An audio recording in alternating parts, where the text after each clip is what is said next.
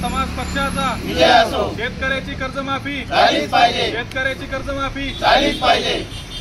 आज आमचं आंदोलन राष्ट्रीय समाज पक्षाचे राष्ट्रीय अध्यक्ष महादेवजी जानकर साहेब यांच्या नेतृत्वाखाली राष्ट्रीय समाज पक्षाने संपूर्ण महाराष्ट्रामध्ये प्रत्येक जिल्हाधिकारी कार्यालयासमोर आज शेतकऱ्यांच्या कर्जमाफीसाठी धरणे आंदोलन ठेवलेलं आहे।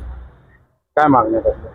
आमची मागणी अशी आहे की निवडणुकीच्या पहिले सरकारने महायुती सरकारने सांगितलं होतं की आम्ही सत्तेत आल्यानंतर पहिल्या कॅबिनेटमध्ये शेतकऱ्यांची संपूर्ण कर्जमाफी करू, परंतु सरकार येऊन आता वर्षभर होत आहे, बऱ्याचशा कॅबिनेट झाल्या तरी शेतकऱ्यांची कर्जमाफी झालेली नाहीये।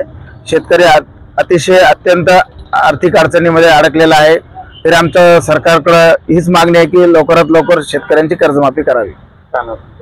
माझं नाव ओमप्रकाश चितळकर, राष्ट्रीय समाज पक्ष महासचिव, जिल्हा जालना।